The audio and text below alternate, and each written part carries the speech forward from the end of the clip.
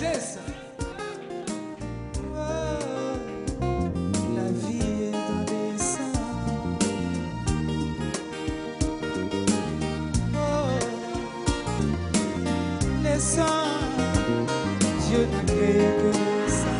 Oh oui, le sang, pour toujours le sang, qui est la seule chose que Dieu a créée. Eh oui, le sang, pour toujours le sang, qui est la seule chose que Dieu a créée. Oh, le sang. Mais oui, le sang, pour toujours le sang, qui est la seule chose que Dieu a créée. Je vous salue tous dans le nom précieux de notre Seigneur Jésus-Christ.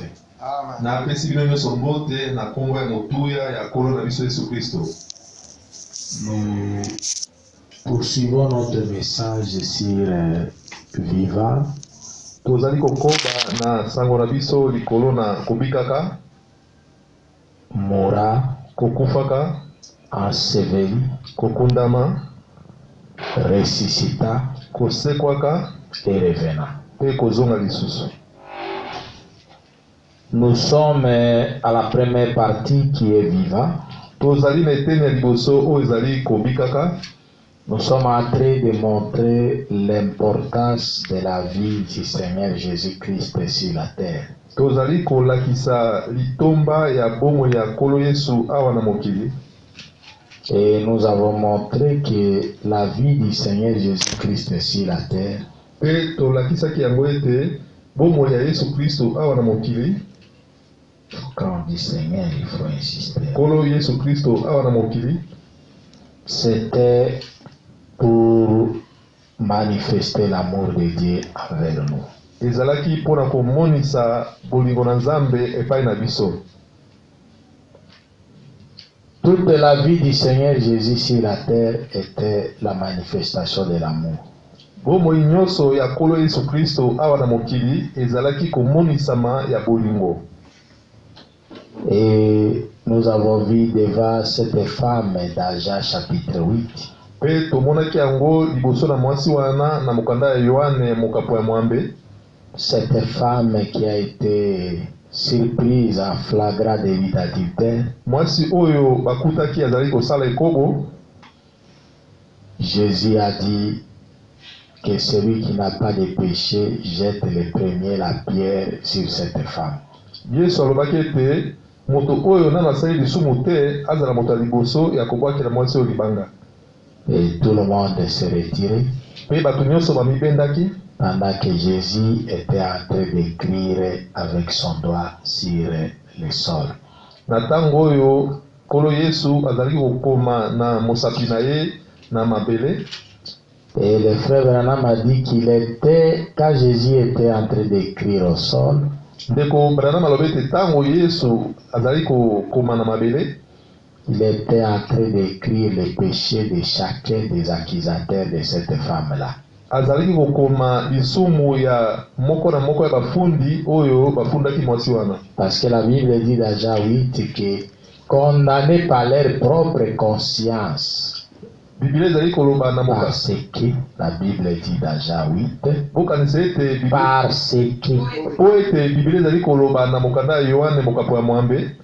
Que ils étaient les gens qui étaient venus accuser cette femme. Ete bato bayaki kofunda mwasi wana. Étaient condamnés par leur propre conscience. Bakweyisamaki na lisosoli na bango penza. Et ils se retiraient l'un après l'autre. Pe bazali komibenda moko sima na mosusu. Le frère Branham a dit c'était leur péché que Jésus écrivait au sol. Pe ndeko Branham alobete ezalaki masumu na bango nde Yesu azali kokomango na mabele. Et chacun approchait et qui voyait que c'est son péché qui était écrit là-bas. Pe tango moto moko azali kobelema pe kotala Pe komona ete ezali lisumu na ye nde ekomami kuna, il se retirait tout simplement. azali kaka komibenda mbala moko. Et après, Jésus a dit à cette femme, où sont ces gens qui te condamnaient?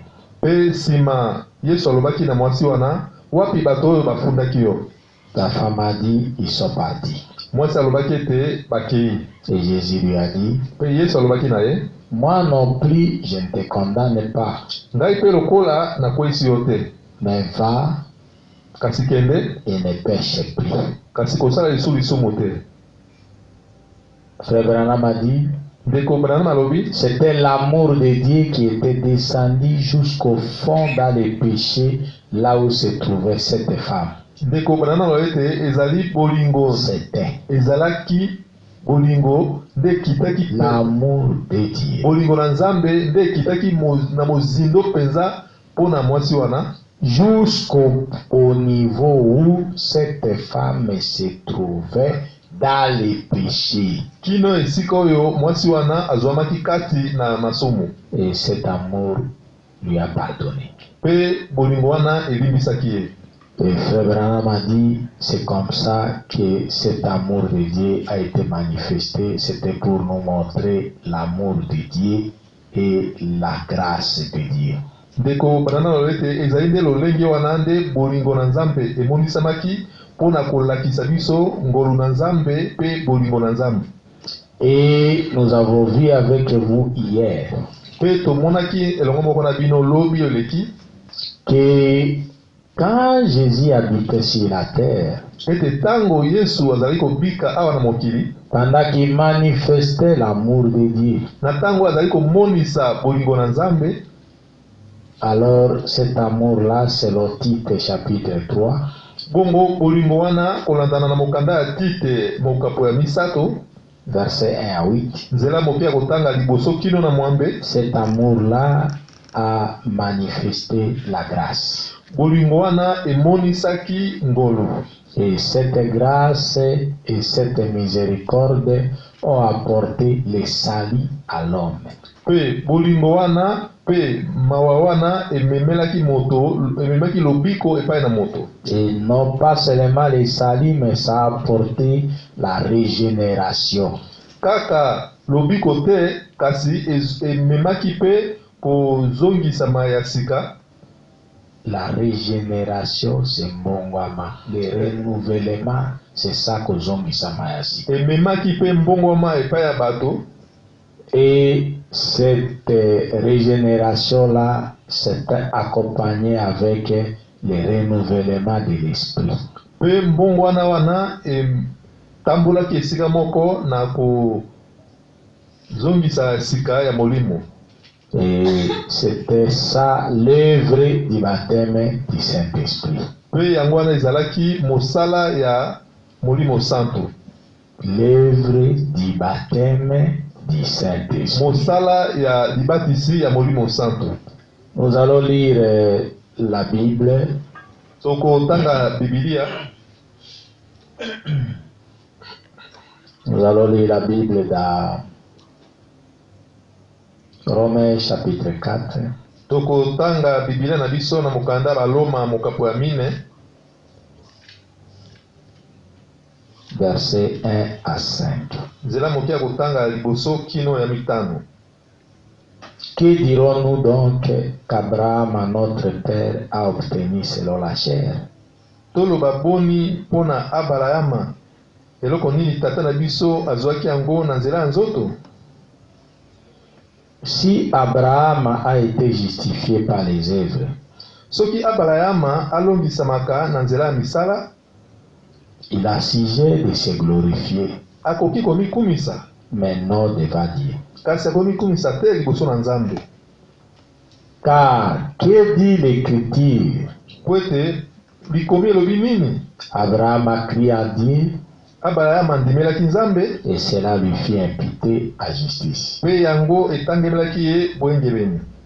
Or, à celui qui fait une œuvre, le salaire est imputé.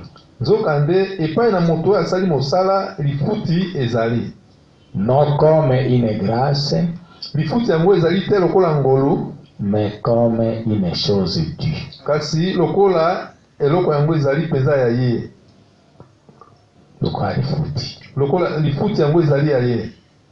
Et à celui qui ne fait point d'œuvre, Pona moto azali kosala mosala te, mais qui croit en celui qui justifie l'impie, kasi oyo andimeli oyo longisaka mosomoki, sa foi lui est imputée à justice. Kondima na ye etangameli ye boyengebeni.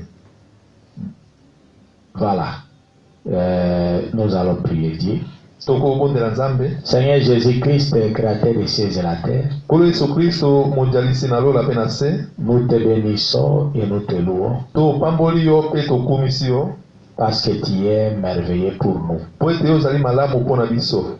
Seigneur, il t'a plu que tu puisses nous amener dans ta présence à ce moment, Kolo esepelisaki yo ete omema biso na bozali na yo na ntango oyo, afin que nous puissions t'adorer et te louer, na ntina ete biso tokoka kokumisa yo mpe kosambela yo, afin que nous puissions écouter ta parole. po ete biso tokoka koyoka liloba na yo. Dispose nos cœurs pour recevoir ta parole, Bongisa mitema na biso mpona koyamba liloba na yo, et que cette parole puisse nous façonner, ete liloba oyo eleka na kobongisa biso, pour que nous puissions refléter ton image. po ete biso tokoka kolakisa elilingi na yo. Seigneur, bénis l'équipe de ce soir. Kolo pambola liyangani ya poko ya lelo, Ouvre-moi par ton Saint-Esprit, pakola ngai na molimo santo na yo, que je puisse être une bénédiction pour tes enfants ce soir. na ntina ete nakoka na kozala lipamboli mpo na bana na yo na poko ya lelo. Ouais,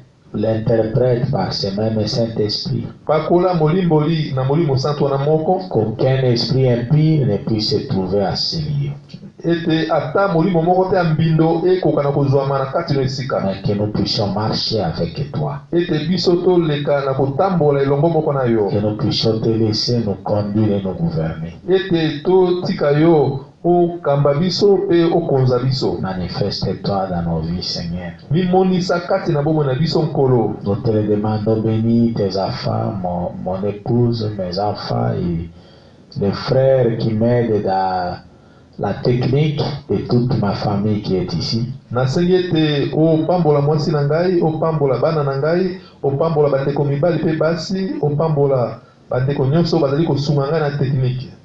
Que tu puisses bénir toute ma famille qui est ici. Ete oleka na kopambola libota na ngai mobimba oyo ezwami na kati na esika. Assiste-nous, Seigneur, pour que nous puissions être bénis par toi. Sunga biso kolo na ntina ete toleka na kopambolama na nzela na yo. Que cette parole puisse guérir les malades Ete liloba oyo ekoka na kobikisa babeli et délivrer les captifs. mpe ekangola bakangami. Nous te le demandons pour ta gloire, Tosengi yo mpona nkembo na yo, au nom du Seigneur Jésus-Christ, na kombo na kolo Yesu Kristo, notre Dieu bien-aimé. Nzambe na biso molingami. Amen. Amen. Ok, nous continuons avec notre message. Nous parlons sur Viva.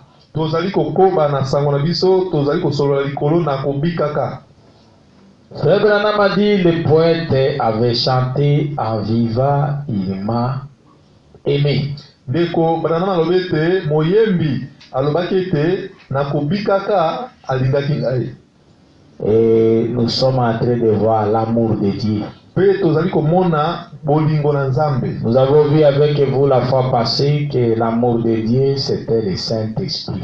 Tomonaki na bino longo moko mbala oyo eleki ete bolingo na Nzambe yango nde molimo santo. Selon Romains chapitre 5 verset 5. Kolandana na mokanda ya baloma mokapo ya mitano nzela moke ya kotanga mitano. Qui nous dit que l'amour de Dieu a été répandu dans nos cœurs par le Saint-Esprit.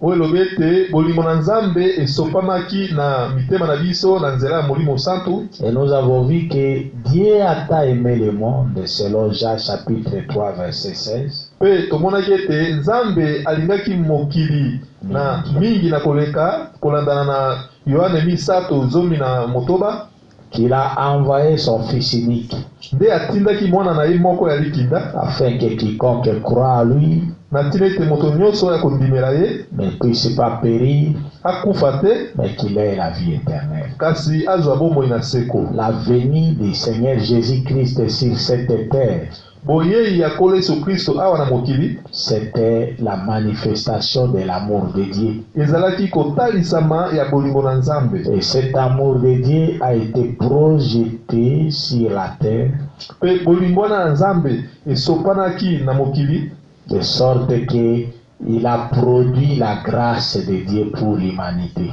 na lolenge ete ebotaki ngolu ya nzambe mpo na mokili, mpo na bato. Et cette grâce de Dieu a apporté le salut aux hommes.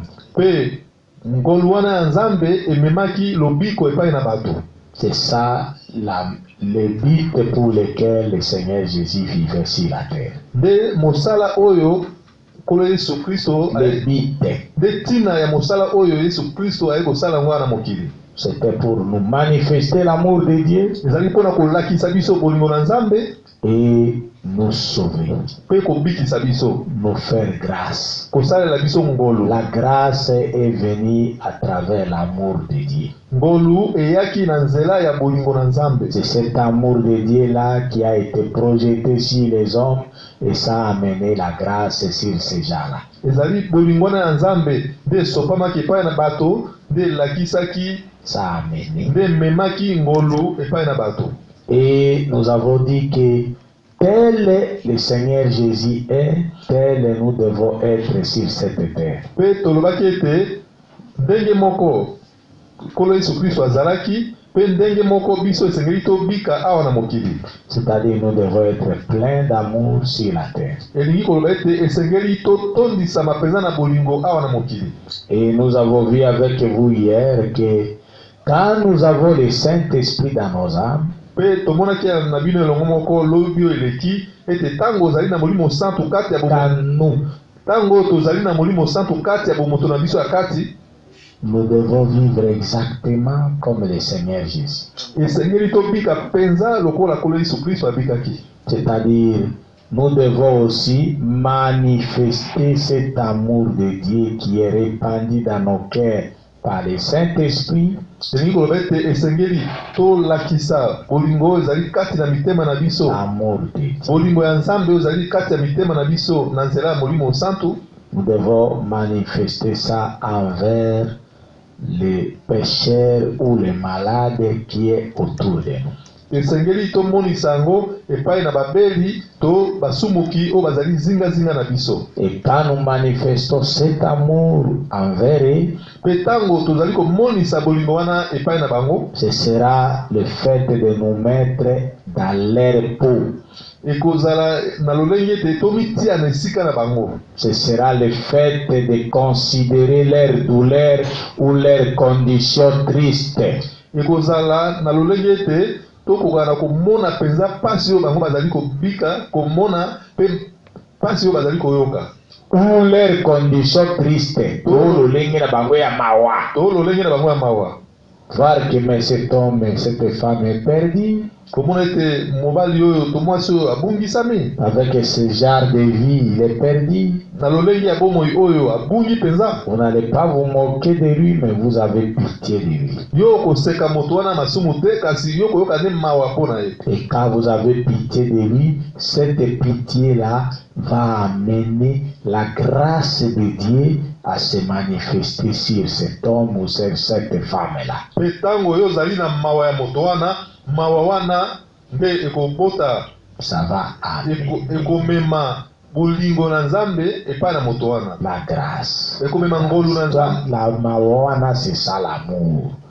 Nous disons que l'amour, quand il est projeté, il produit quelque chose. C'est ça la grâce. L'amour projeté produit la grâce. bolingo oyo esopami nde ezali kobota ngolu, Et c'est ce qui va amener cette pécheur-là à être sauvé. yango nde ekomema mosumuki wana ete abikisama, C'est ce qui va amener ce malade-là à être guéri. yango nde ekomema mobeli wana ete abikisama. Ce sera à travers notre attitude. ekozala kolanda na lolenge na biso. Nous avons donc une grande responsabilité envers ce monde. tozali bongo na mokumba monene na mokili awa. Nous n'avons pas seulement à nous réjouir en disant je suis chrétien. ezali kaka te ete tosepela ete tozali bakristo, Je suis. nazali mokristo, Je suis chrétien. nazali mokristo, Je suis pasteur. nazali mokengeli, Je suis serviteur de Dieu. nazali mosali na Nzambe. Ça devient un titre honorifique. eza lokola titre moko pete ya lokumu Non, te, c'est une vie de sacrifice. ezali bomoi ya mbeka. Être chrétien, c'est une vie de sacrifice. Kozala mokristo ezali bomoi ya mbeka. Être serviteur de Dieu, c'est une vie de sacrifice. Kozala mosali na Nzambe ezali bomoi ya mbeka. Votre vie doit refléter Christ au monde. Bomoi na yo esengeli etalisa Kristo na mokili. Et je dis que le frère Branham avait dit dans sa prédication, pourquoi le Saint-Esprit a-t-il été donné? Pe nalobaki ete ndeko Branham alobaki na liteya na ye mpona nini molimo santo apesamelaki Que le Saint-Esprit a été donné à l'Église ete molimo santo apesamaki na lingomba afin que l'Église puisse poursuivre ou continuer à avec les mêmes œuvres que le Seigneur Jésus-Christ avait faites. po ete lingomba ekoba kosala misala ndenge moko ndenge Nkolo Yesu Kristo asalaka. Et la grande œuvre que le Seigneur Jésus-Christ a faite quand il était sur la terre, c'était de manifester son amour envers ce monde.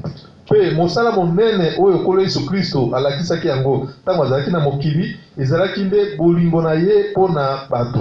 Et cet amour-là a amené la grâce. Pe bolingo wana ememaki ngolu. Et cette grâce-là a produit le salut. Pe ngolu wana ebotaki lobiko. C'est ça la vie que Dieu attend de vous et de moi. Ezali yango wana bomoi oyo Nzambe azali kozela epai na bino pe epai na ngai. Vous voyez ça? Omoni yango? Donc, Dieu attend de nous de manifester sa vie. Nzambe azali kozela biso ete tomonisa bomoi na ye. Pour que ce monde qui est en train de se mourir dans les péchés et des maladies puisse être délivré. Po ete mokili oyo ezali kokufa kati na masumu pe kati na bokono ekoka na kokangolama. Vous voyez ça? Omoni yango? C'est ça le but de cet amour. Yango wana nde tina ya bolingo wana. Nous avons vu hier comment est-ce que Frère Branham avait pitié de cet homme aveugle. Tomonaki lobi lolenge nini ndeko Branham azayokaki mawa epai ya moto oyo mpona moto oyo mokufeli miso. Et cet amour-là a amené l'onction Pe bolingo wana ememaki epakolami qui a amené la guérison de cet homme-là. oyo ememaki kobikisama ya nzoto ya moto wana. Et cet homme a commencé à crier, je vois, je vois. Pe mobali wana bandaki koganga namoni namoni. Frère Branham a dit, c'est quoi ça? C'est l'amour de Dieu. Ndeko Branham alobi ete ezali nini? Ezali bolingo ya Et Nzambe. Frère Branham nous a conseillé en disant, c'est ainsi que vous devez agir envers les pécheurs. Pe ndeko Branham apesi biso toli ete ezali lolenge wana nde esengeli kosala liboso ya basumuki. J'ai insisté hier, on ne peut pas avoir un chrétien avec un mauvais cœur méchant. Nabetaki sete lobi ete okoki komona te mokristo oyo azali na motema mabe motema kanza. Non, il y a beaucoup de Quinois qui s'appellent chrétiens mais qui ne le sont pas. Ezali ebele na bato ya kisasa oyo bazali komibenga bakristo nzoka nde bazali bakristo te. Ça, c'est ce qu'on appelle la quinoiserie. Wana ezali oyo tolobaka lolenge ya bato ya kisasa. Ils sont des gangsters dans la parole. Bazali bato ya ngambo kati ya liloba. Mais il n'y a rien de chrétien. Pe eloko ata moko ya kimokristo te ezali kati na Je bango. ne veux pas de cet esprit-là dans Rehoboth. Nalingi molimo wana te kati na Rehoboth. Nous en avons vu dans de grandes églises, Tomonaki yango mingi kati na mangomba minene. même dans les messages à Kinshasa. Ata kati na sango malamu ya ntango ya poko awa na Kisasa. Il faut écouter comment un frère est en train de parler à son frère ou à sa sœur, mais vous avez pitié, vous dites, mais c'est quoi ça? Soki oyoki ndeko mobali ndeko mwasi azali koloba likolo na ndeko na mobali to ndeko na mwasi okokama koloba ete vraiment ezali ndenge nini? Vous voyez ça? Omoni yango? Il n'y a même pas une petite goutte d'amour, il n'y en a pas. Ata litono moke ya bolingo ezali te. Chacun est derrière ses intérêts. Moto na moto azali kotalela nde bozwi na ye. Litomba na ye. Et si vous touchez à son intérêt, vous allez voir toutes ses couleurs. Pe soki omeki kosimba litomba na ye yo komona ye ndenge azalaka. Il va vous montrer sur quel bois il s'échauffe. Ya kolakisa yo ndenge nini asilikaka. Mais dans tout cela, il est frère, elle est sœur. Atako nyonso wana azali kaka ndeko mobali azali ndeko mwasi. Non, non. Les gens ne sont pas sauvés. bato nano babikisami te. Ils n'ont pas eu la grâce d'avoir des serviteurs de Dieu qui leur disent la vérité aux yeux. bazwi ngolu te ya kozwa basali na nzambe oyo bazali kolobaka bango solo mpenza na miso na bango. Il y a beaucoup de serviteurs qui cherchent qui est beaucoup de gens pour avoir de l'argent. ezali na ebele na basali oyo bazali koluka nde bato ebele po te azwa mpe mosolo ebele. Mais ils n'ont pas le souci du testisali de ces gens-là. kasi bango bazali na susi te ya bomoto ya kati ya lobiko ya bato wana. Vous voyez ça? omoni yango. Alors je vais lire les prophètes. na bongo na kotanga mosakoli. Je vais lire les prophètes dans l'amour divin toujours. na kotanga mosakoli kaka na liteya na ye bolingo ya bonzambe.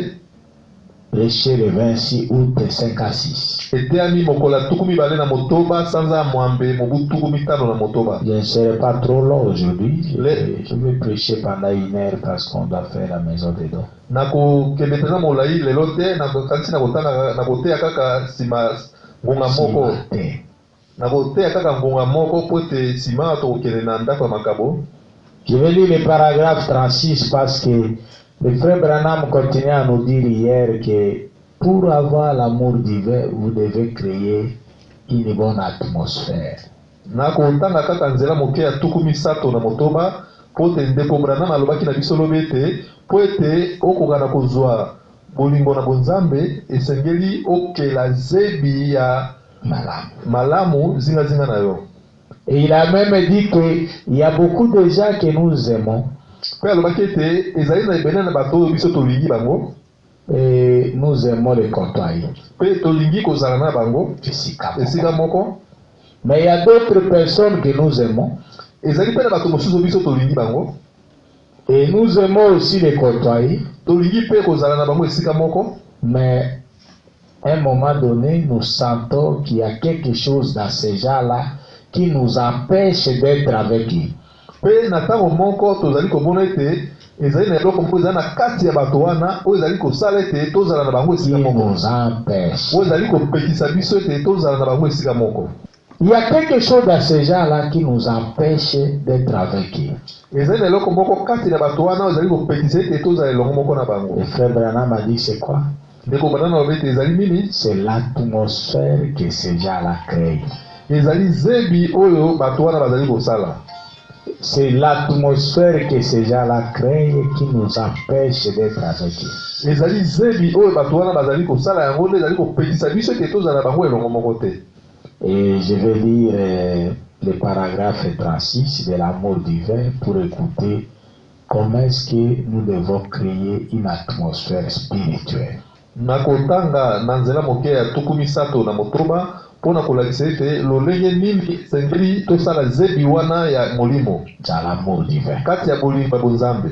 Mais, oh, que c'est précieux, Oh. que c'est merveilleux. ezali mpenza malamu. Rien n'est comparable au salut. eloko moko te ekokani na lobiko.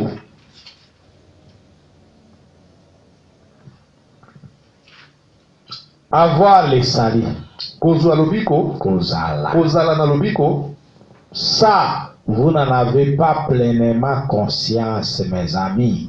yango wana Wana ezali te. Ça, yango, vous n'en avez pas pleinement conscience, mes amis. Kozala na lobiko.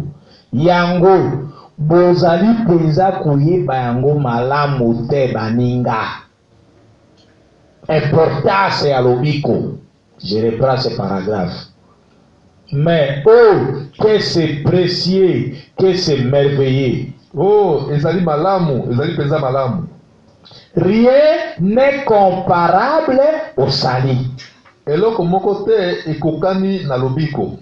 Avoir le salut. kozala na lobiko.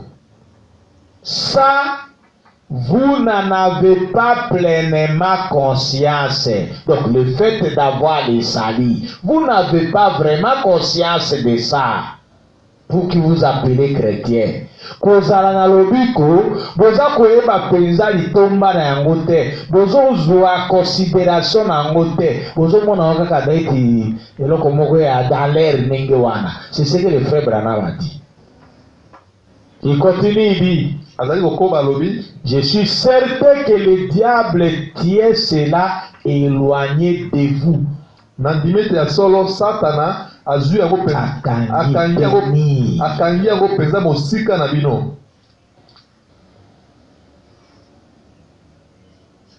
Autant qu'il le peut, na tango nyonso ya koki, il le fait avec moi. Asalaka yango elongo moko na ngai. Elongo te.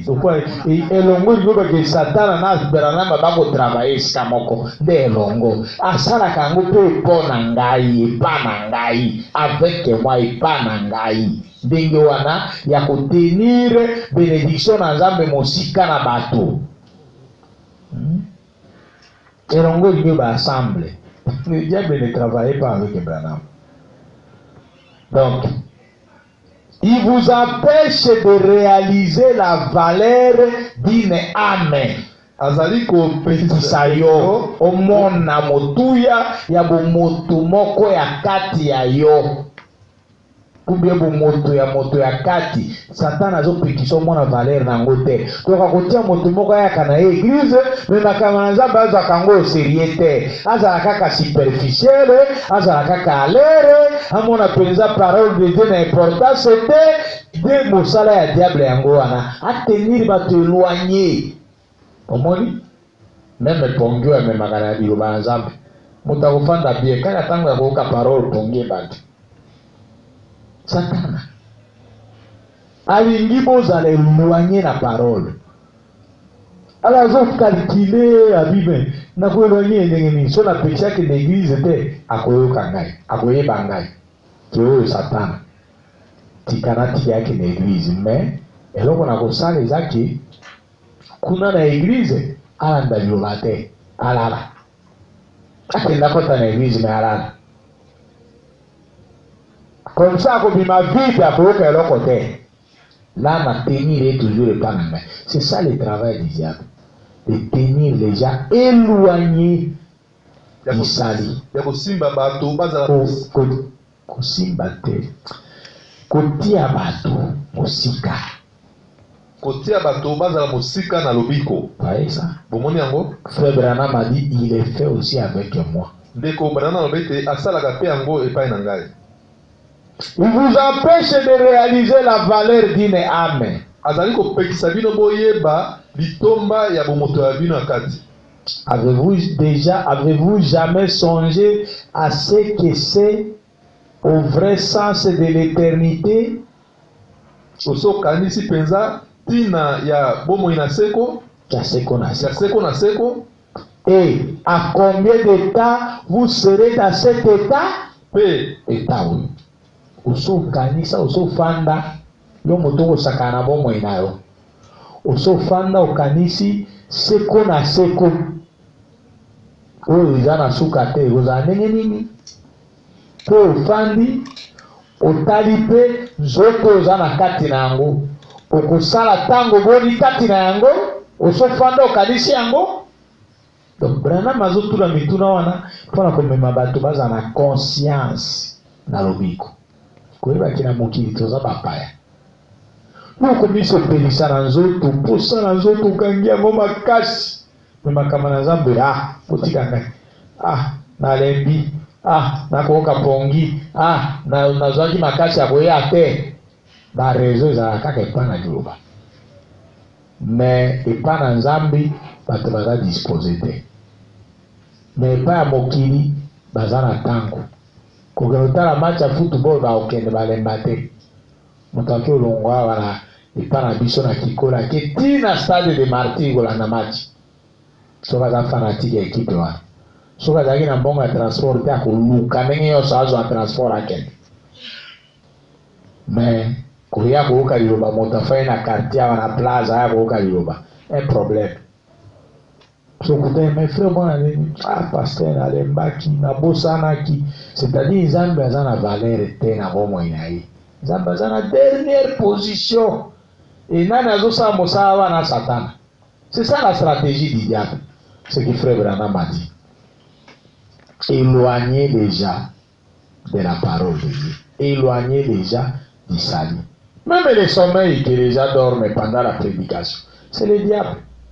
Mais les gens n'ont pas seulement le discernement de dire, ah, ça c'est, pendant que comme je dors pendant la parole ici, ça c'est le diable, il faut que je me lève de vous. Même à l'église. Et le sommeil s'accompagne du mensonge. Quand on vous demande, frère, vous dormez. Mais vous passez, vous le voyez. Frère, vous dormez? Non, non, non, je ne dors pas. Donc un mensonge. Et ça, c'est l'œuvre du diable. Je voudrais que vous compreniez cette citation avec ça. Je reprends cette citation, 36. Mais oh, c'est précieux. Que c'est précieux. Que c'est merveilleux. Rien n'est comparable au salut. Avoir le salut. Ça, vous n'en avez pas pleinement conscience, mes amis. Oyo ozali penza na liso ozali penza na liso soli malamu te batina na yango. Je suis certain que le diable tient cela éloigné de vous autant qu'il le peut. Nandimi samete. Nandimi samete, Satana azali kozwa mo penza mosika na bino, kosimba yango mosika na bino na lolenge te. Bo zala pembeni na yango te. Na tango nyonso ya kokoka. Je suis certain que le diable tient cela éloigné de vous autant qu'il le peut. Nandimi Saminga Branham. Ete Satana azali kotia likambo na lobiko mosika na bino na tango nyonso ya kokoka kosala yango. C'est ainsi que j'ai parlé du sommeil pendant la prédication. Ça, c'est les stratégies du diable. Le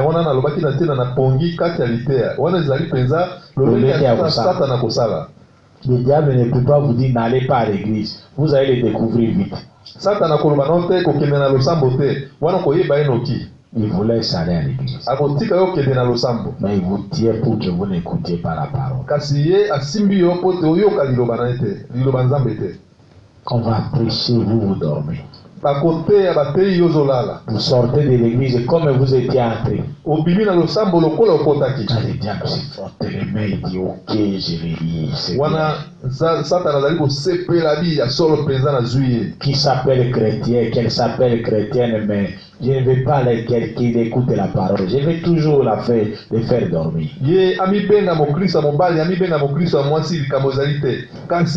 Vous voyez ça? Ou bien, venir écouter la parole, il peut vous amener à l'église mais vous êtes dans autre chose. Vous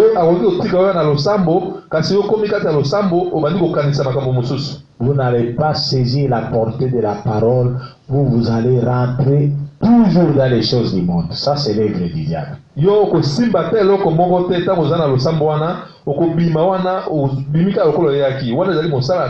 Frère Branham a continué, il dit, il vous empêche de réaliser la valeur d'une âme.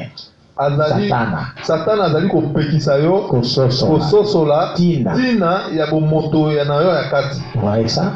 C'est ça le diable. Wana de Satana. Il laisse la personne être comme une aventurière comme ça dans les choses de Dieu. Atiki yo moto ozala kaka likolo bongo na makambo ya Nzambe. Voilà, c'est ça le terme, likolo. Aza makambo seriété, aza à l'air, aza superficiel na makambo na Nzambe. Mais il faut venir chrétien, il faut venir frère, il faut venir sœur. Vous voyez ça? C'est ça le diable. Avez-vous jamais songé à ce que c'est? Avez-vous jamais? Jamais au négation terre. Jamais au kanisa mbala moko. Mikoro na o yango ezali, c'est ça jamais ici. si jamais n'est pas accompagné de né, ce n'est pas une négation. Vous voyez ça? Avez-vous jamais songé à ce que c'est au sokanisa mbalamoko likolo na o yango ezali au vrai sens de l'éternité na tina penza ya solo ya seko na seko? Et à combien de temps vous serez dans cet état? Pe na tango boni oyo yo kozala na kati na lolenge oza nango ya nzoto oyo po bato mingi soki aza na kati na nzoto mwa bisengo moke ya nzoto oyo lokola mwa mbongo, lokola mwa bilamba ya kitoko, lokola mwa kolia mosuni, amoni ke makambo mosusu eza so na vi te oyo ya ye nde yango wana abosani na nzambe, abosani makambo nyonso mpo ya alai mosuni. Moni abosani makambo mosusu mpo ya alati elamba kitoko, abosani makambo mosusu mpo azwi mbongo na maboko. C'est pourquoi Frère Branham pose cette question. Avez-vous déjà songé à ce que c'est au vrai sens de l'éternité? Et à combien de temps vous serez dans cet état? Osofanda okanisi malamoko na tina penza ya oyo ezali tina ya solo ya seko na seko? Pe likolo na tango boni oyo kosala na lolenge ya nzoto oza nango na mokili osofanda okanisi yango? Vous voyez que l'homme est vraiment insensé plus que même une bête. L'homme ne pense pas. omoni te moto azali penza bolema koleka ta nyama akanisaka te eloko moko. Parce que demain vous sortez sur la route, le véhicule vous taponne, vous mourrez.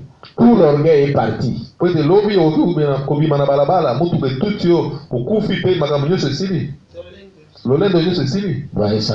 Mais quand l'homme porte un super wax, ntango moto alati super wax abandi kosala lolendo, s'il porte une belle chemise, toutes les épaules sont comme ça. soki alati simisi kitoko mapeka nyonso etombwami. L'homme ne réalise pas moto ayebaka te comment il passera son éternité. lolenge nini akolekisa seko na seko na ye. Et il sera dans ce corps ici pour combien de temps? Mpe akozala kati na nzoto oyo ngonga boni. Voyez? Omoni? Vous rendez-vous compte? Ozali kotala yango? Ozali komikanisela yango? C'est maintenant le temps où vous prenez votre décision par rapport à l'éternité. Ezali sikoyo ntango oyo esengeli kozwa mokano mpona seko na seko na yo. Vous voyez ça, mon frère, ma soeur? Omoni yango ndeko nanga mobali, ndeko nanga mwasi. Nous devons prendre des décisions pour nos vies. Esengeli tozwa mikano mpona bomoi na biso. Alléluia. Amen.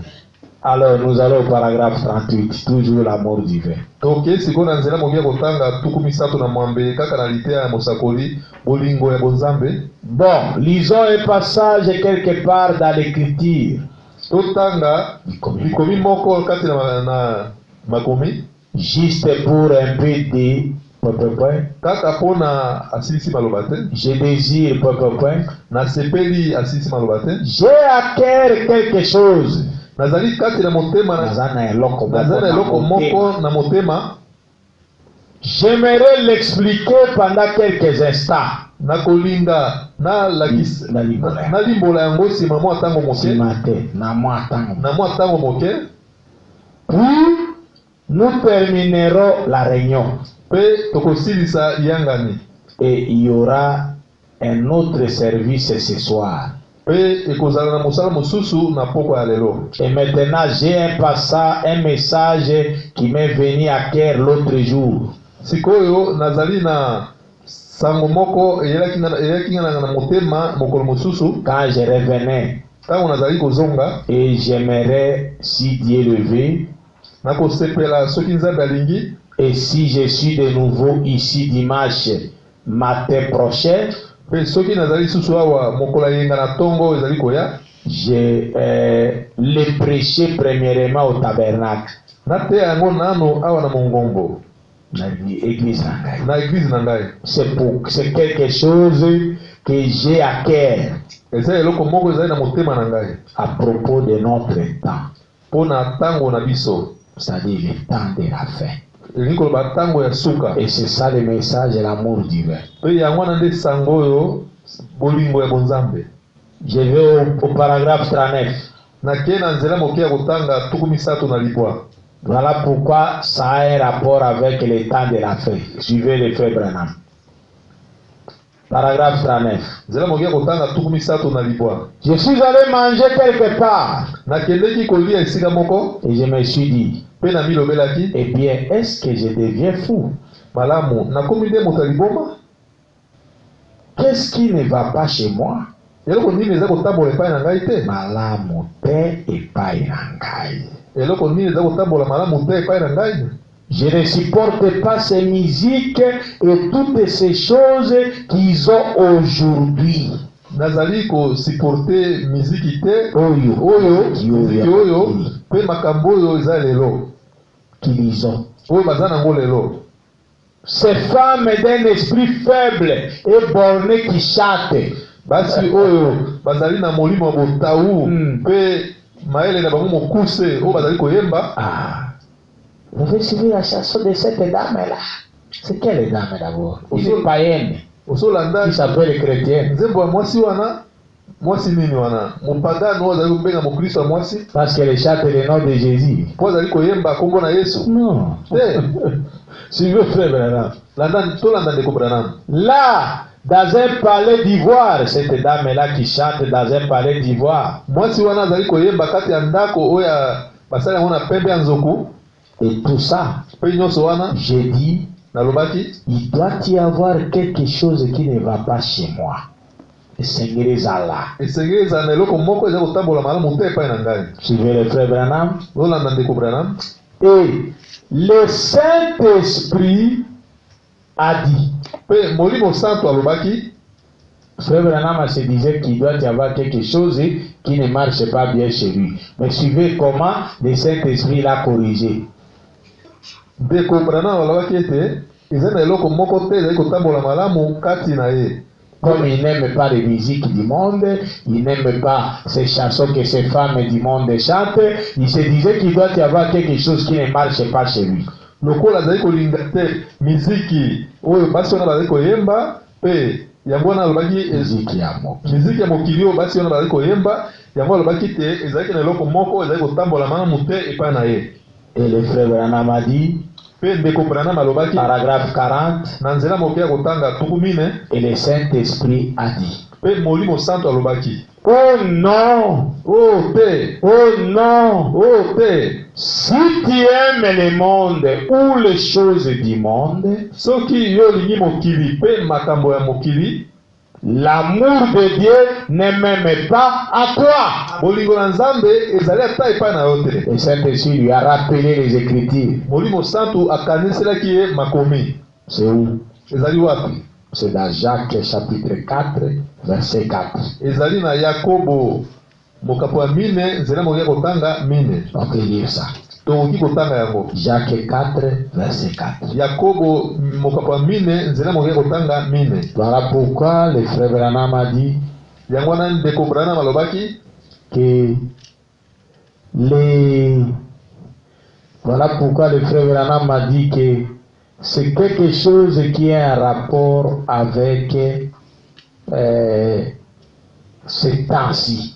yango wana ndeko Branham alobaki ete yango wana ezali na Eza eloko moko oyo ezali eloko moko eza kotalela. ezali kotalela tango toza kobika nango lelo. Voilà. Je vais commencer Jacques chapitre 4 verset 3 à 4. Nazali kobanda na mokanda ya Yakobo mokapo ya 4 nzela moke ya kotanga 4. 3 à 4. Misato kino na 4. Vous demandez et vous ne recevez pas Bozali kosenga pe bozali kozwa te parce que vous demandez mal po ete bozali kosenga mabe dans le but de satisfaire vos passions. na ntina na kosepelisa baposa na bino. Ah. Vous écoutez? Boyoki? Oh Dieu, donne-moi de l'argent. O Nzambe pesanga mbongo. Mais vous voulez faire quoi avec cet argent? Yo olingi osala na mbongo na nini? Ce sera pour l'amour de Dieu, la gloire de Dieu ou pour votre propre gloire? Ekozala mpo na nkembo na Nzambe to mpo na nkembo na yo moko? Il y a déjà quand il n'a pas l'argent, il est saint. ezali na bato oyo soki aza na mbongo te azali mosantu. Mais quand il a l'argent, il devient coureur de jippo. Toutes les femmes de Kinshasa sont devenues ses femmes. Kasi soki azwi mbongo akomi kolanda basi nyonso ya mboka Kinshasa bakomi basi na ye. Je ne peux pas laisser une femme passer, il faut lui demander je t'aime. Akotika te amona mwasi moko aleka pembeni na ye po aloba neka ke nalingi yo. Alors Dieu ne vous donnera pas cet argent si vous êtes son enfant. Na lolengi wana nzambe akopesa mbongo te soki ozali mwana na ye. Voilà pourquoi il y a d'autres personnes dans le monde, ils souffrent, elles souffrent. Yango wana eza na bato ebele kati na mokili bazali koyoka konyokwama. Parce que Dieu ne peut pas leur donner l'argent. Si Dieu leur donnait l'argent, elles deviennent arrogantes, elles deviennent folles. Alors Dieu dit non, non, non, je garde.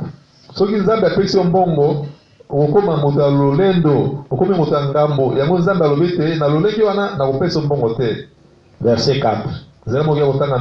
Adultère que vous êtes.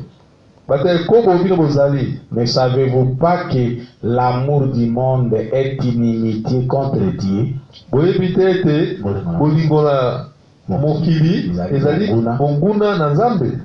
Voyez ça? Quand vous cherchez à satisfaire les passions de votre corps,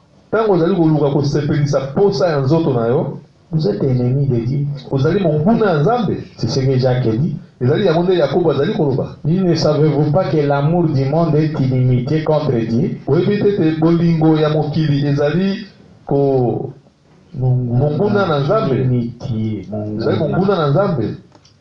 Celui donc qui veut être ami du monde sera ennemi de Dieu.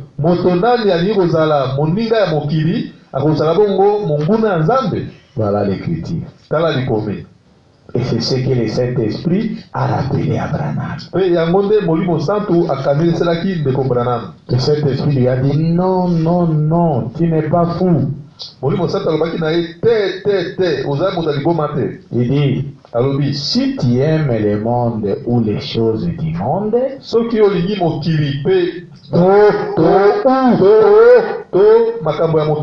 l'amour de Dieu ne m'aime pas à toi.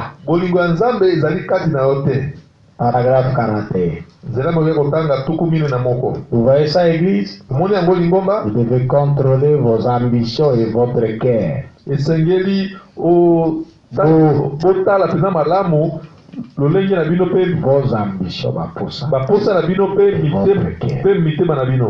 Paragraphe 42. Alors le Saint-Esprit s'est mis à me révéler ce message.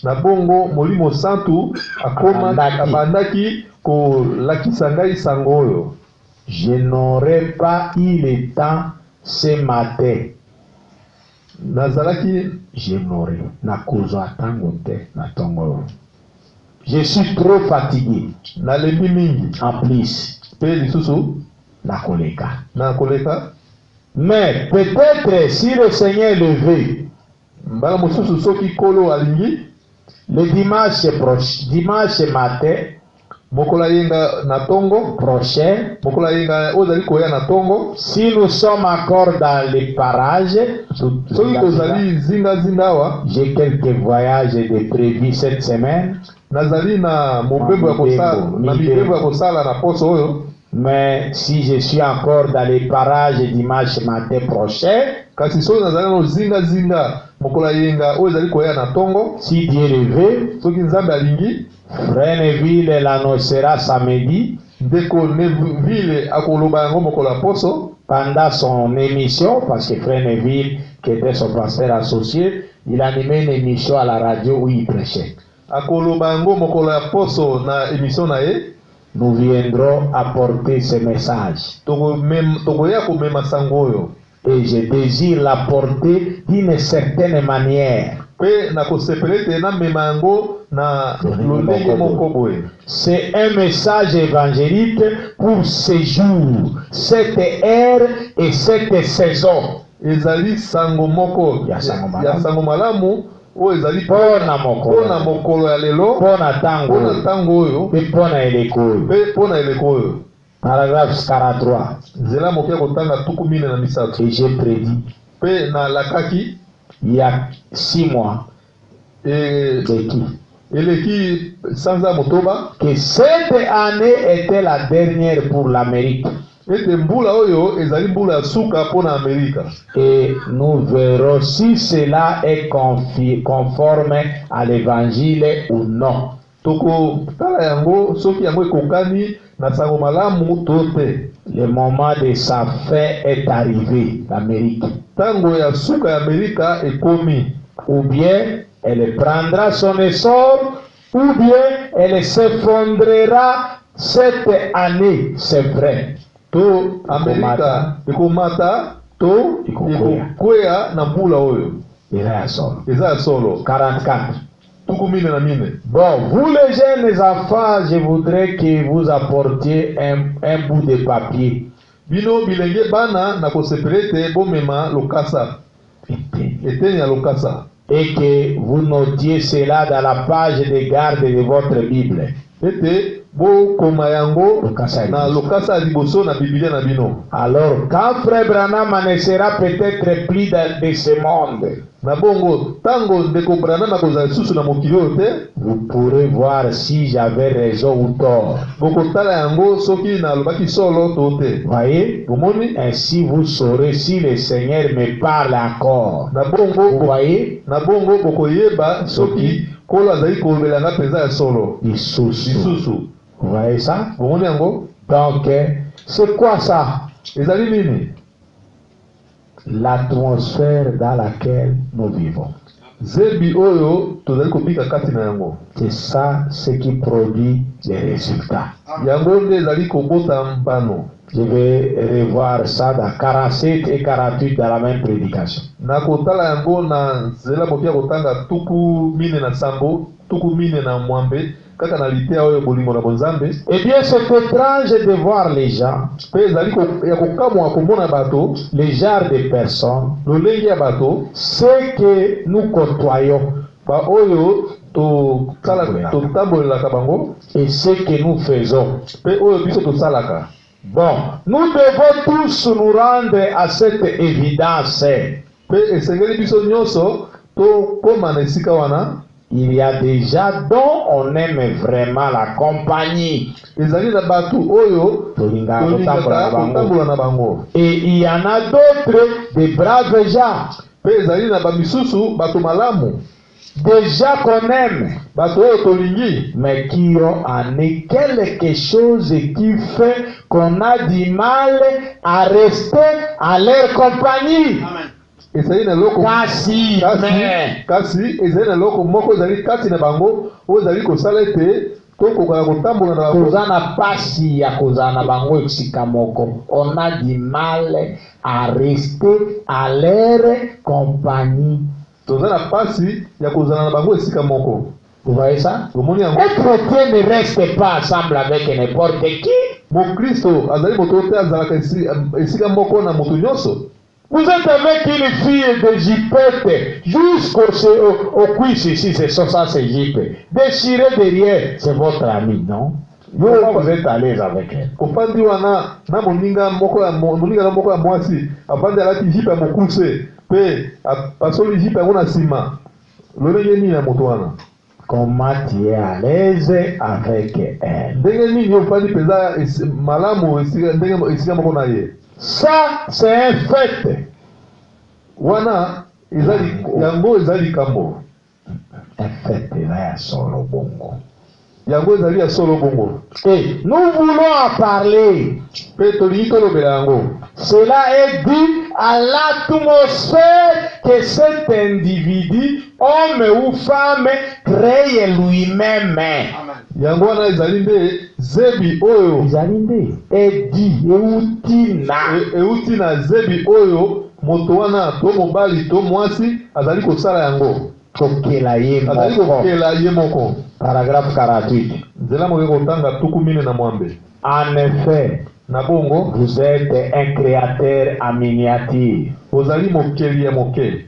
parce que vous êtes des fils et des filles dédiées. po ete bozali bana mibali mpe bana basi ya nzambe. Peu importe jusqu'où vous êtes enfoncés dans les péchés, ezala lolenge nini yo ozindi kati na masumu, vous êtes néanmoins des fils et des filles dédiés. ata bongo bozali bana mibali mpe bana basi ya nzambe. C'est que, elingi koloba votre âme et votre esprit ont été déchus et dégénérés.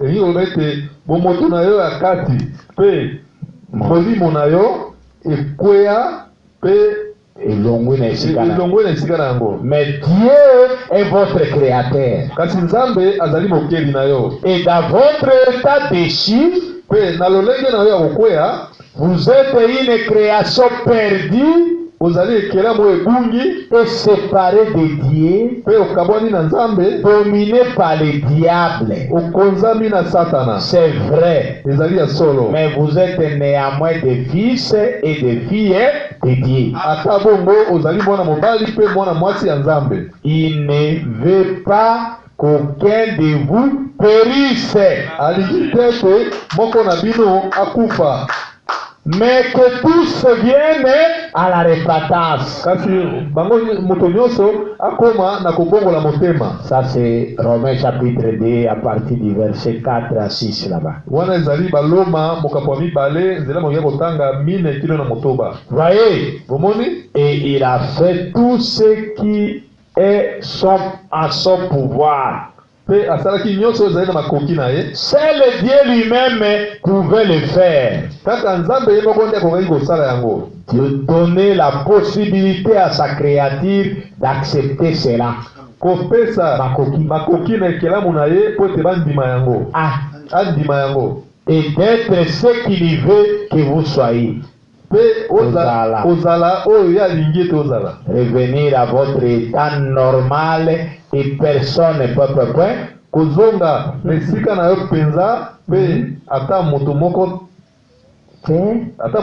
te asilisi maloba te. Paragraphe 49. nzela moki ya kotanga tuku mine na libwa. Suivez ici frère Branham. bolanda awa ndeko Branham. Maintenant, sikoyo je dirais ceci, nakoloba boye. et c'est assez tranchant. ezali mpenza kozokisa. Mais voilà, kasi tala, personne n'est dans son état mental normal tant qu'il n'a pas accepté le Seigneur Jésus.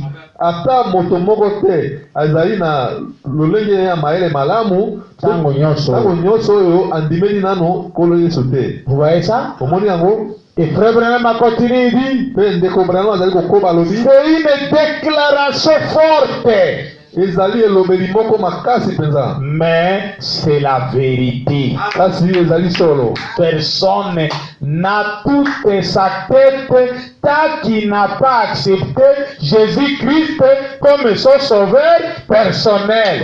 moto moko te azali na maele na ye La place na là. esika na yango ntango nyonso oyo nano andimeli nkolo yesu kristo te lokola mobikisi na ye moko mpenza. Vous voyez ça? omoni yango. C'est comme le cas du fou de Gadara. ezali lokola moto ya liboma oyo ya gadara. Qu'est-ce qu'il a fait? eloko nini asalaki? Il habitait dans les cimetières. azali kopanda kati na bakunda. Et quand il a vu Jésus, mpe ntango amonaki yesu, des démons là sont allés s'agenouiller devant Jésus. milimu mabe wana bakendeki kobeta mabolongo liboso na yesu. Et ils ont dit à Jésus, mais pourquoi tu es venu nous déranger avant notre temps? mpe balobaki na yesu, mpona nini oye kotungisa biso liboso ya ntango na biso? Si tu veux, envoie-nous dans ces pourceaux. soki olingi tinda biso kati na bangulu oyo. Et Jésus leur a dit, allez-y là-bas. mpe yesu alobaki na bango bokende kuna.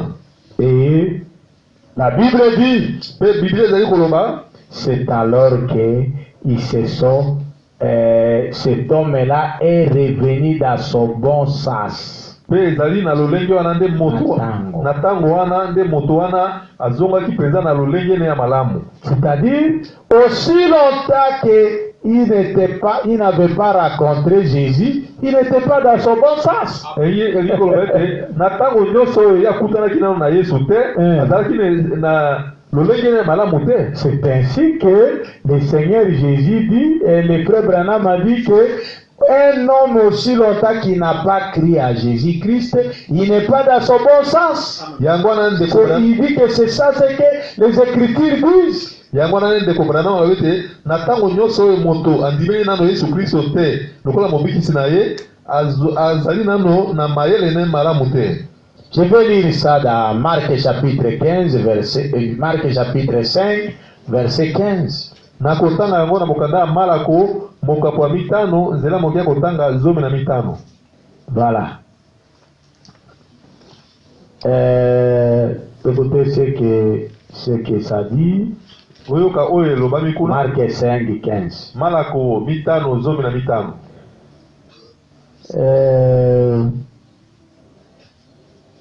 Ils vinrent auprès de Jésus et ils virent les démoniaques.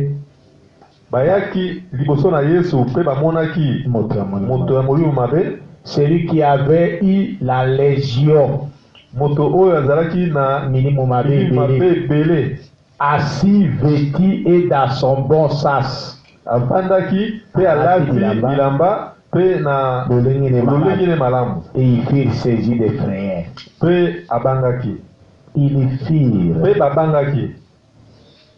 Ceux qui avaient vu ce qui s'était passé leur racontèrent ce qui était arrivé aux démoniaques et aux poursuits. Oyo bamonaki oyo elekaki balobaki lolenge babetaki lisolo epai na bato wana oyo ekomelaki moto azalaki na milimo mabe mpe na bangulu. Alors ils se mirent à supplier Jésus de quitter leur territoire. Na bongo babandaki ko bondela Yesu alongwa na mboka na bango. Vous voyez ça? C'est quoi ça? Ezali nini? Donc, quand cet homme-là avait des démons à lui, les gens, il n'était pas dans son bon sens. Tango moto wana azalaki na milimo mabe belé kati na ye, azalaki na lolenge na malamu te. Mais quand les démons étaient chassés de lui, kasi tango babenganaki milimo mabe kati na ye, il est revenu dans son bon sens. Azongaki na lolenge ne malamu. C'est ce que Frère Branham a dit ici. Yango nende ko Branham azali ko lobangwa. Il dit, alobi, personne n'a toute sa tête tant qu'il n'a pas accepté Jésus-Christ comme son sauveur personnel. Moto moko te azali na mayele ne ya kokoma esika na yango na tango nyonso oyo andimeli nano ekolo Yesu te lokola mobikisi na ye moko penza. Ça peut sembler peu. Ekoki kozala lokola sisi maloba te. Frère Branham a dit mais c'est la Bible. Ndeko Branham alobi te ezali Biblia. Mais c'est la Bible. Kasi ezali Biblia. Certainement c'est vrai. Ya solo penza ezali solo. C'est lui. Ezali ye. Et dans votre être crié pe na kati ya bomoto na ekelami. Or aux yeux du monde, zokande na miso ya mokili, vous passez pour un fou. Oza komona na lokola moto aliboma. Car vous faites cela. Tango ozali kosala yango. En effet, vous devez quitter l'atmosphère dans laquelle vous baignez pour entrer dans cette autre atmosphère. Na bongo esengeli kobima kati na zebi oyo ozindi kati na yango pona kosala koleka na zebi mosusu. C'est quelle atmosphère? Ezali zebi nini? Quand vous aimez les choses du monde, tango ozali kolinga makambo ya mokili, vous êtes ennemi de Dieu. Vous êtes dans cette atmosphère-là des choses du monde. Vous voyez ça? Mais quand vous passez dans l'atmosphère de Dieu, vous voyez les choses autrement. Vous voyez ça? Et Frère Branham a continué, il dit, quand vous faites cela, alors Dieu vous élève au-dessus du monde.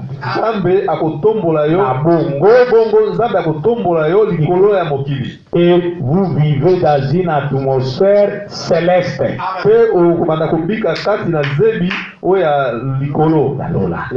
Voyez? Et là, aux yeux du monde, vous êtes carrément à l'opposé de tout. Yo ozaka ka contraire na obango bazokanisa ozalika kokesana na obango bazali kokanisa obango bazomona malamu nde yo omoni contraire ope osali bango pe bamoni contraire. Mais soki mokili olingi oyo nde frère na bango. Ah, sœur wana vraiment tolingaka ye sœur na biso wana. Lokuta. Oza na bango esika moko. Amen. Vous voyez ça? omoni yango Lady, mpe alobi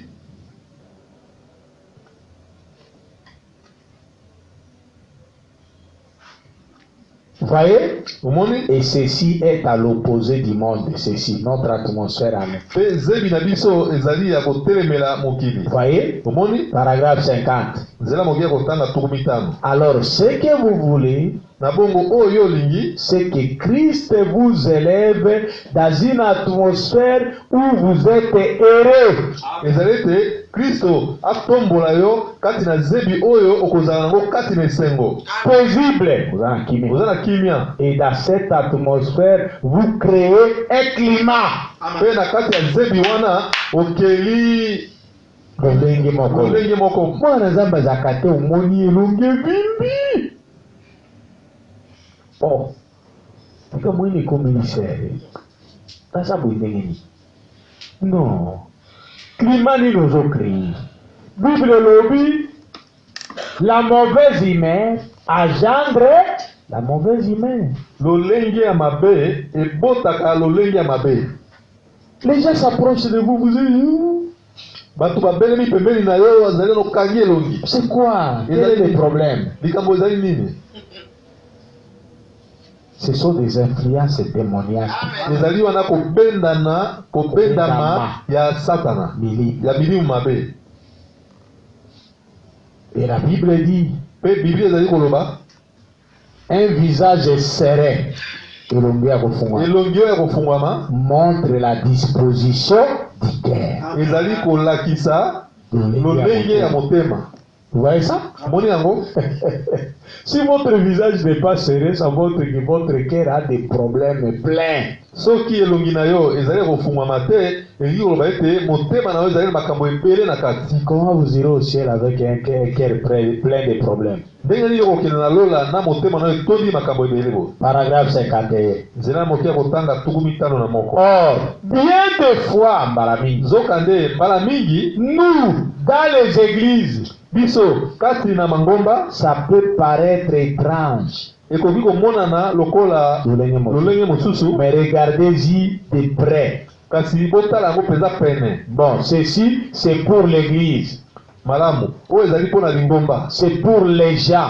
ezali mpo na bato. Les gens reçoivent les esprits les uns des autres. bato bazwaka milimo na bamoko epa bamosusu. Plutôt que de recevoir le Saint-Esprit. na esika ya koyamba molimo santu. Allez dans un groupe de gens et observez la façon d'agir de quelqu'un. kende esika bato basangani ebele mpe otala ndenge moto moko azali kosala. Et les braves gens qui viennent se joindre à cette assemblée, mpe bilenge ya piko oyo bakoya kosangana na lisanga wana, tout à coup, les voilà qui agissent de la même manière na poasa que cet homme-là. na poasa okomona bango bazali kosala mpenza lolenge moko lokola moto wana asalaki Toujours. ntango nyonso. Vous voyez ça? omoni yango. Paragraphe 52. nzela moki ya kotanga 52. Prenez par exemple une brave femme et un mauvais homme. tozwa nano mwasi moko ya malamu mpe mobali ya mabe. Ou bien il se sentira peu près, ou bien il deviendra un brave homme. to akomi yoka mobali wana mabe, to akomi yoka Il deviendra un brave homme. akokoma moto malamu, akokoma mobali malamu. Ou bien elle deviendra une mauvaise femme. to mwasi wana akokoma mwasi mabe Par l'atmosphère dans laquelle vous vivez. na zebi oyo Na nzela ya zebi oyo kati na yango bozali kobika. Vous projetez ce que vous êtes à ce que vous côtoyez. yo ozali kolakisa kobwaka oyo ozali Na bato oyo bazali kotala kotala yo. yo. Pube yo oza kokende kotala bango. Vous oppressez la bango atmosphère nayo. Vous voyez ça? Je vais arriver où? L'amour, c'est le Saint-Esprit. Bolingo ezali molimo santo. Le Saint-Esprit a son atmosphère. Molimo santo azali na zebi na ye. Quelqu'un qui a le Saint-Esprit, il a une atmosphère spirituelle particulière. Moto azali na molimo santo azali na zebi ya lolenge mosusu. Ya molimo. Et il communique cela à ceux qui entrent en contact avec lui. Peye azali ko pesa yango na bato nyonso bazali ko sangana na ye. Vous voyez ça? Omoni yango? Oui, il continue, il dit, azali ko koba lobi par l'atmosphère dans laquelle vous vivez, na nzela ya zebi oyo ozali kobika na kati na yango, vous projetez ce que vous êtes à ce que vous côtoyez. ozali ko bwaka oyo ozali na yango epai na bato oyo ozali kokende epai na bango to bango bazali koya epai na yo. 53. Tuku mitano na misato. Alors, quelle sorte de gens devrions-nous être? Na bongo lolenge nini ya bato esengelaki biso tozala? Si nous sommes chrétiens, soki tozali ba Kristo, dans quel genre d'atmosphère devrions-nous vivre? Kati ya zebi nini ya molimo esengelaki tobika kati na yango? Nous devons vivre dans une atmosphère de consolation. Esengelaki tobika kati na zebi moko ya kobondisama, de calme, ya kimia, de guérison, ya lobiko na nzela nzoto. Nos cœurs constamment en prière. Mitema na biso tango nyonso kati na mabondeli. Et il y a un amour profond pour chaque personne avec qui nous entrons en contact. Kozala penza na bolingo ya mozindo ya motema pona moto nyonso oyo tozali kokutana na ye. Vous voyez ça mes frères? Omoni yango bandeko na ngai? Quelle est l'atmosphère que vous créez? Ezali zebi lolenge nini ozali kobota yango? L'atmosphère que vous créez. Zebi oyo ozali kosala yango. Quand vous êtes chrétien, tango oyo ozali mokristo, vous devez avoir une atmosphère de consolation. Esengeli ozala na zebi oyo ya kobondisama. Vous devez avoir une atmosphère calme. Esengeli ozala na zebi moko ya kimia. Vous voyez ça? Omoni yango? Et vous devez vraiment être dans un cœur, avoir un cœur qui est à tout temps en prière. Pe esengeli ozala na motema moko tango nyonso ozali kati na mabondeli. Vous voyez ça? Omoni yango? Et je vais vous lire l'atmosphère dans laquelle nous devons être quand nous avons l'amour de Dieu. Pe sikoyo na kotangela bino zebi oyo esengeli tozala nango tango tozali na molimo wa Nzambe. 2 Timothée chapitre 1 verset 7. Mibale Timothée mokapo ya liboso nzela mokia kotanga sambo. Car ce n'est pas un esprit de timidité que Dieu nous a donné. Kwete ezali molimo te ya malili nde Nzambe apesaki biso, mais un esprit de force, kasi molimo moko ya makasi, d'amour, ya bolingo et de sagesse. Pe ya bwanya. Vous voyez ça? Omoni yango? Mais quelqu'un qui est un enfant de Dieu, il est toujours dans un esprit de force. Moto nyonso azali kati na molimo na Nzambe esengeli azala na zebi na molimo ya makasi. Un esprit d'amour. Molimo moko ya bolingo. Vous devez être dans la consolation. Esengeli ozala kati na kobondisama. Un enfant de Dieu ne doit pas vivre découragé. Mwana na Nzambe esengeli te abika asa lembi. Non.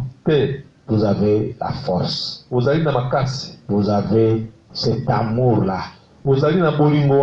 Alors pour terminer, je vais lire dans le paragraphe 70.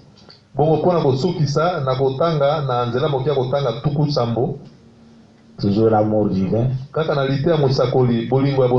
Et alors quand l'amour divin est arrivé au bout de son chemin, na bongo tango bolingo ya bonzambe ekomaki na suka na nzela na suka na nzela na yango, la grâce souveraine est entrée en scène et a pris la relève. Ngolu ya bonzambe ekotaki na mosala pe eswaki esika na yango. Elle le fera chaque fois.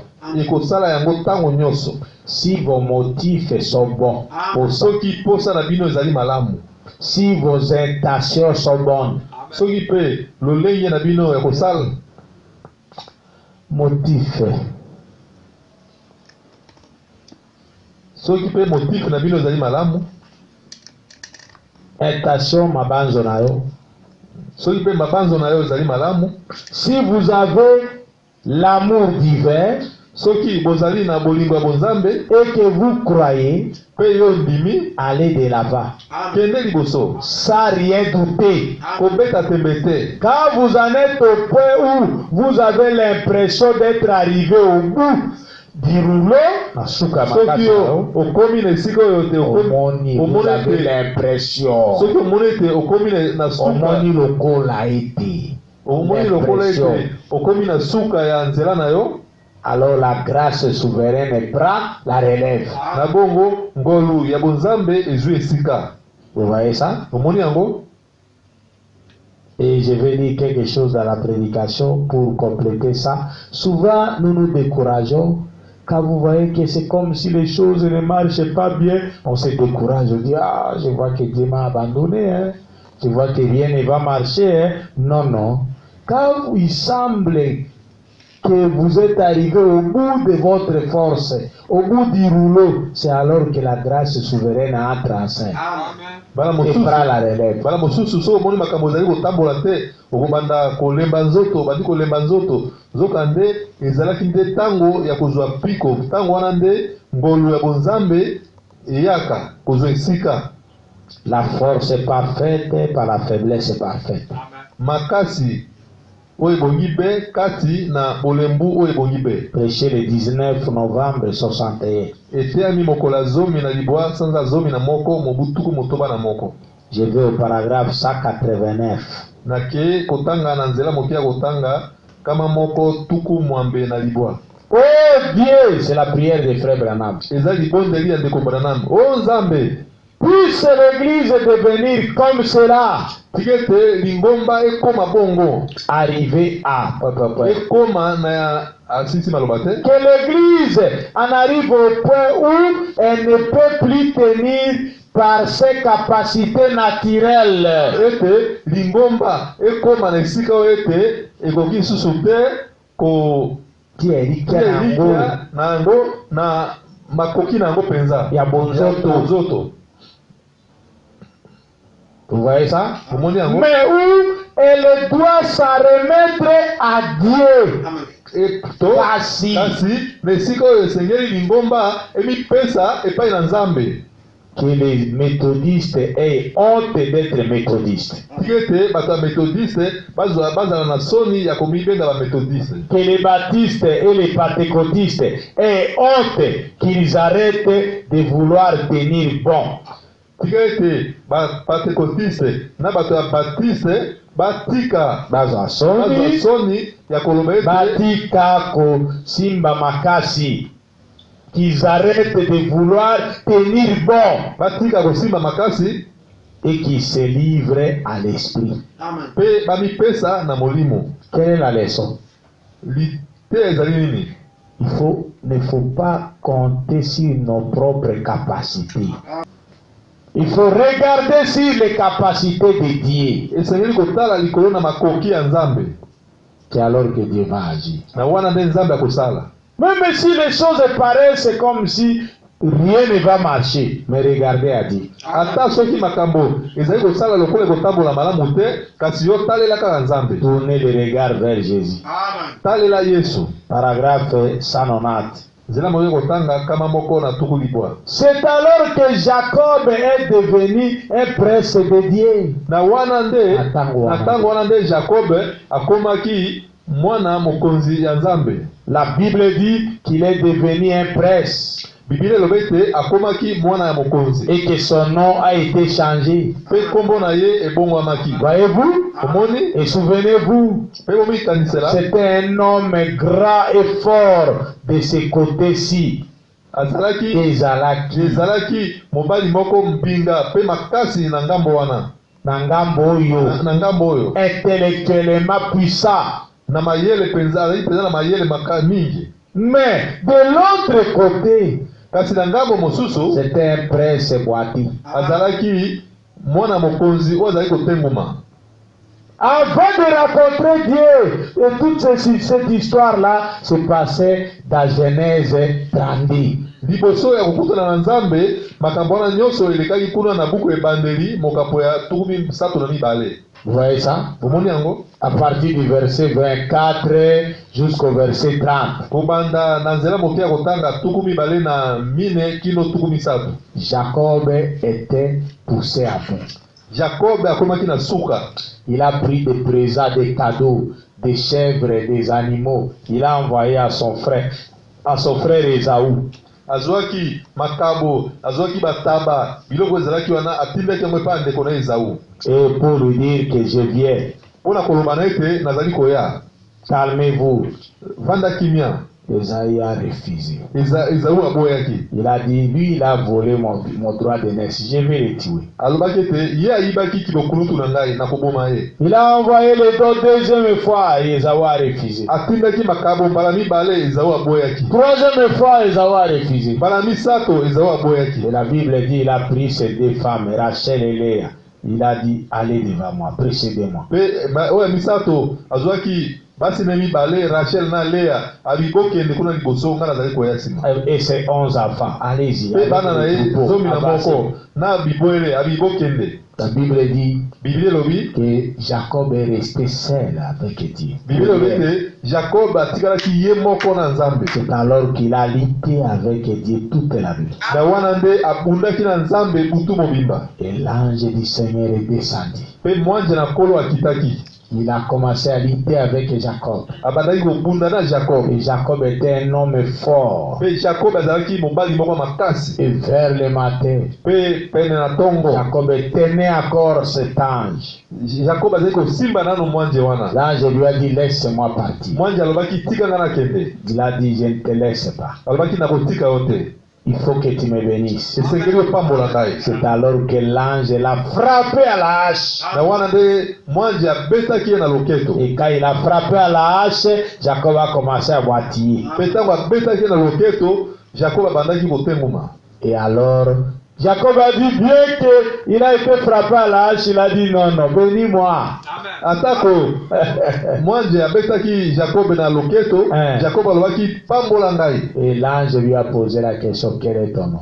Pe mwanje atunaki motuna kombo na nani? Il dit mon nom c'est Jacob. Abi kombo na ngai Jacob. Il dit désormais abi banda lelo on t'appellera prince avec Dieu. Bakobenga yo mwana mokonzi elongo moko na Nzambe. Parce que tu as combattu avec Dieu. Pote yo bundaki na Nzambe. Et tu es sorti vainqueur. Yo bini molongi. Et c'est par cela que c'est lié. Jacob a appelé cela Peniel. Yango wana esika wana Jacob abengaki yango Peniel. Ce qui signifie j'ai vu Dieu face à face.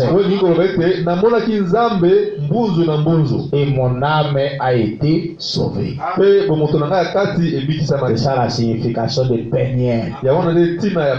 Vous voyez ça? Et Jacob, quand il a été frappé comme ça, il a commencé à boitiller. Il était faible physiquement. Il ne comptait plus sur ses capacités. Et c'est alors que Dieu est entré en scène pour combattre pour lui. Vous voyez ça? C'est pourquoi Frère Branham a prêché la force parfaite par la faiblesse parfaite.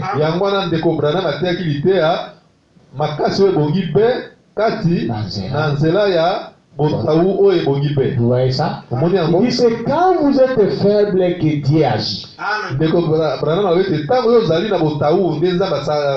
C'est quand vous vous considérez que vous n'êtes rien, que vous ne pouvez rien de par votre force humaine, que Dieu entre en scène.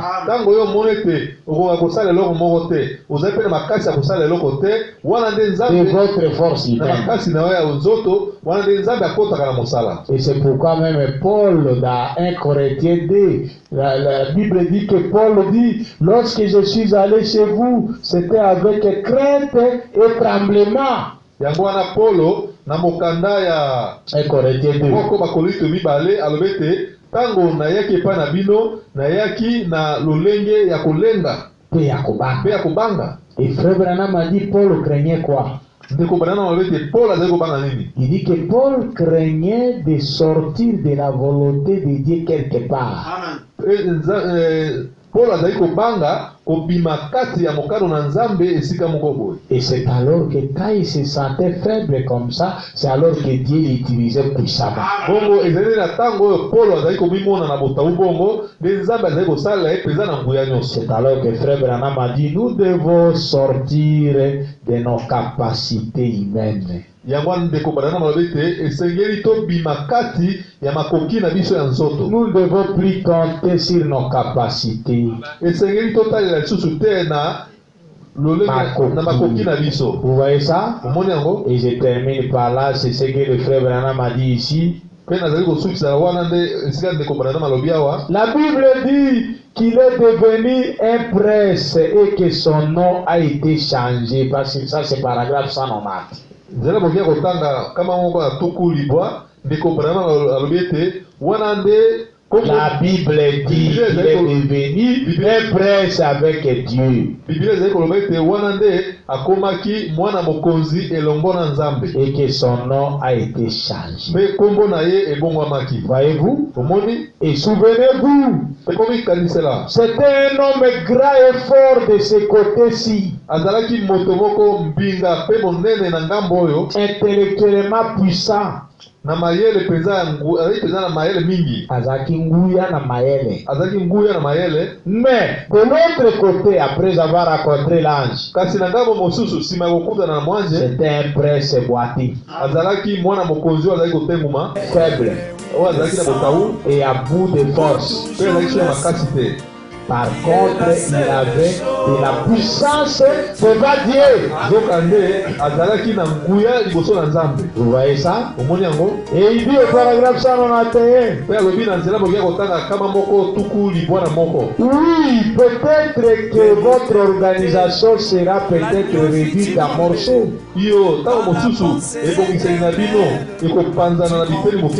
Votre prestige dans les voisinages. Peut-être que vous serez considéré comme un corbeau piégé. Quand tu deviens chrétien, les gens peuvent dire ah, Bébanaï. Dans le voisinage, à partir de ce moment-là, peut-être bien, mais je vous le dis, vous serez puissant devant Dieu. Je préférerais être comme cela. Je prendrai cette voie n'importe quand. Alléluia. Amen. Que Dieu vous bénisse. Prions Dieu. Seigneur Jésus, nous te bénissons, nous te louons. Nous te supplions que tu puisses nous soutenir. Nous garder dans ta présence. Afin que ton amour puisse être dans nos âmes.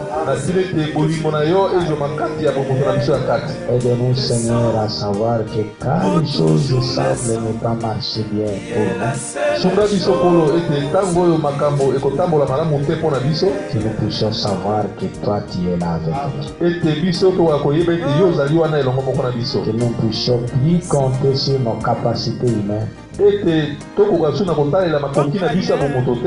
nous puissions regarder pour que toi seul tu puisses gouverner et conduire nos vies. Nous te le demandons pour ta gloire. Au nom du Seigneur Jésus-Christ, notre Dieu bien-aimé. Amen. Amen. Mais comme cela n'était pas le sang, cela déplut au Seigneur, qui les rejeta, car c'est le sang, mais oui le sang, pour toujours le sang, qui est la seule chose que Dieu agrée. Mais oui le sang, pour toujours le sang, qui est la seule chose que Dieu agrée.